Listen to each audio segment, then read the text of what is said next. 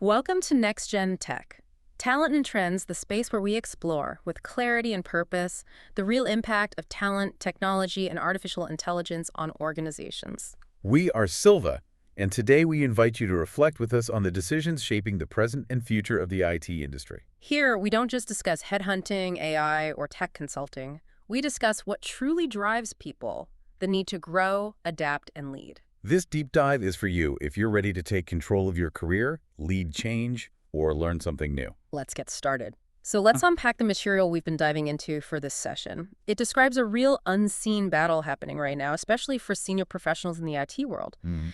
It paints a picture of a landscape that's shifting dramatically, driven by what the source calls an IT crisis and the relentless rise of AI. It absolutely does. Uh, And it acknowledges that if you're in a senior role and you're feeling, some unease about how quickly technology is changing, yeah. maybe you're watching skills you've honed over years become less central, or you're wondering about your place as a leader in this new world, those feelings are completely valid. Right. The way the material frames this isn't as an ending, but actually as a kind of call to arms. A call to arms for senior IT pros. I like that perspective. So when the sources talk about this IT crisis, what does that actually mean on the ground? It's really defined by a potent mix of factors. Incredibly rapid technological disruption, skills becoming obsolete faster than ever, constant organizational restructuring, budget pressures, and accelerating automation. Wow, that's a lot happening at once. It is. Think of it as the foundational rules of IT constantly being rewritten. The material points specifically to the massive shift from traditional on-premises infrastructure to cloud-based solutions, Okay. and how routine IT management tasks are increasingly being automated away. And AI is deeply involved in all of this, acting as both a cause and, well, a complication. That's the double-edged sword paradox this source talks about. AI is clearly eliminating certain roles, those focused on repetitive, predictable tasks. Right. But what's fascinating is that simultaneously, it's creating urgent shortages in brand new specialized areas. The sources even cite IDC predicting that by 2026, over 90% of organizations globally will really feel the sting of this skills crisis. 90%. Yeah, projecting a potential cost of, get this, $5.5 trillion in delays and lost revenue. $5.5 trillion. That number really underscores the scale of this challenge, doesn't it? It does, and for senior professionals, yes, watching expertise that took years to build become less relevant can feel genuinely unsettling. I can only imagine. And while AI skills are obviously in high demand, the source highlights that critical needs extend to core IT operations and various cloud skills like architecture, data management, development. Sure, the technical side. But here's where it gets really interesting.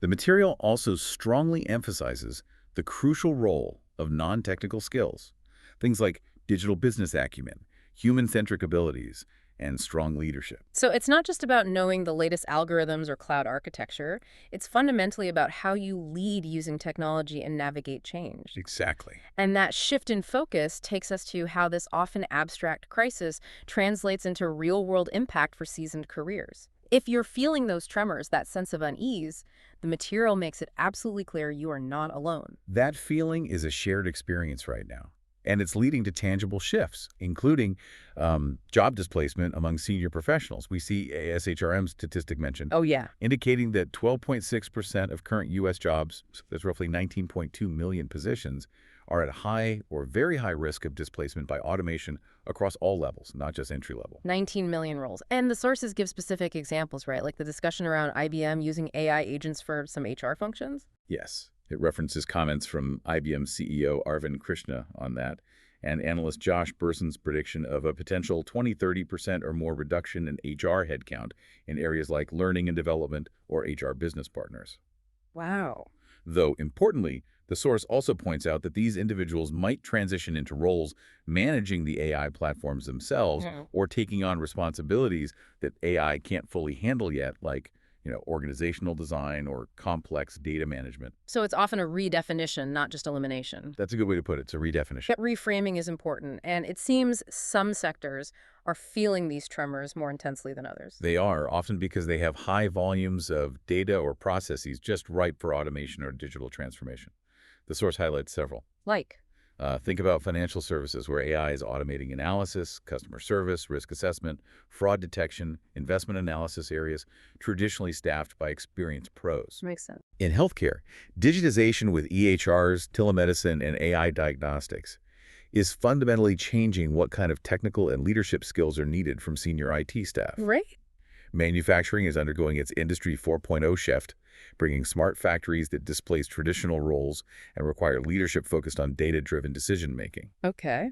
Retail is navigating massive e-commerce growth and digital transformation, demanding senior execs who can build omni-channel experiences and leverage complex data analytics. A huge shift there, too. And, perhaps most ironically, the technology sector itself is seeing traditional IT management roles redefined or become less common as cloud computing, AI, and automation become, well, the default. That executive employee perception gap the source points out is particularly striking in all this. It really highlights a potential blind spot, doesn't it?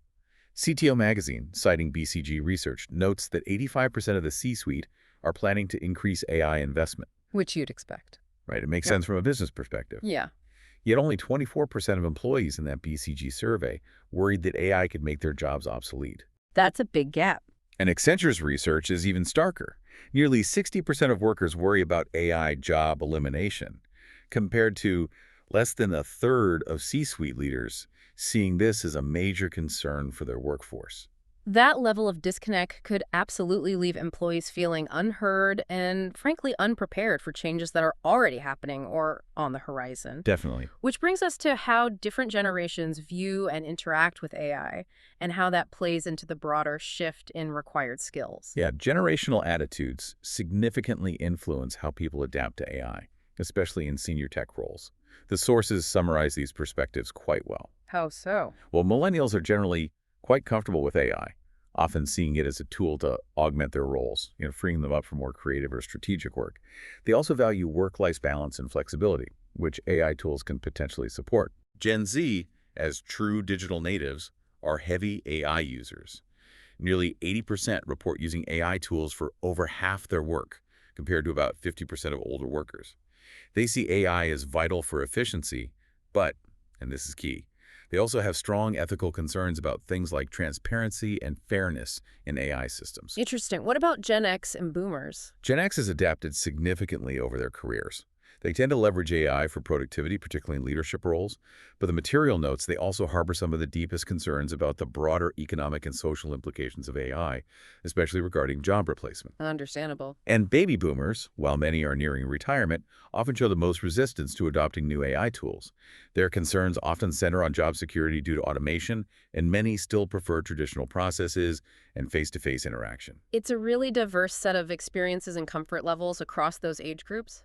And the source also talks about a fundamental shift happening, moving away from deep specialization towards more generalization. Is that right? Yes, exactly.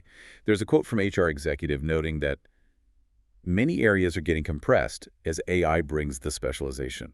Mm. AI can perform many highly specialized tasks with incredible efficiency. As the source explains, this means senior professionals who built careers on very specific, narrow expertise may need to rethink their value proposition. How so? The emphasis is shifting towards more generalist, adaptable roles where broader understanding and application are key. So instead of being the absolute deepest expert in one thing that AI might handle, it's about having a broader capability set. That's the idea. This adaptation is clearly a core part of navigating this crisis. And while that shift can definitely feel like whiplash or even fear, the material frames those feelings not as a roadblock, but as a potential catalyst for change. Absolutely. The goal isn't paralysis, but harnessing that energy constructively. This leads us to the actionable strategies outlined in the sources. Okay, the how-to. Right. Framing that deep experience you have not as a liability, but as a foundation that, with strategic adaptation, can truly become a superpower. Superpower. I like that framing. What are the key strategies we should focus on? The first, and arguably the most crucial, is to embrace an AI-first leadership mindset. AI first. Yes. This is captured in that powerful quote attributed to Karim Lakhani. AI won't replace humans, but humans with AI will replace humans without AI. That says a lot. It's a mindset shift, seeing AI not just as something to fear or manage, but as a fundamental tool to enhance what you do. So practically, what does that mean? It means building foundational knowledge in AI areas like data analytics, machine learning, cybersecurity, cultivating a strategic approach that assumes AI integration, honing skills like scaling and troubleshooting AI systems, and ultimately leading with confidence using AI-derived insights. So it's about leading with AI, not just leading through the disruption it causes. Exactly. Second is to align AI strategy with core business objectives. The sources include a warning from Jim McCormack about the significant pitfall of implementing AI without tightly aligning it to the overall business strategy. So avoiding AI for AI's sake. Precisely. The point is, don't just chase shiny new tools. Define specific objectives for how AI can genuinely support core business goals, prioritize projects based on their potential business impact, establish clear metrics for success, and create a clear roadmap for adoption. Right. This positions you as a strategic thinker who bridges the gap between technology and tangible business outcomes. Focusing on real value, not just the tech itself. What's the third strategy? To become an AI translator and bridge builder, your deep business domain expertise, combined with increasing technical literacy, is incredibly valuable here. Ah, the translation piece. Yes. Harvard Business Publishing is cited, highlighting that mid-level and senior leaders are instrumental in embedding AI effectively into individual practices, team workflows, and across different functions. So what does that take?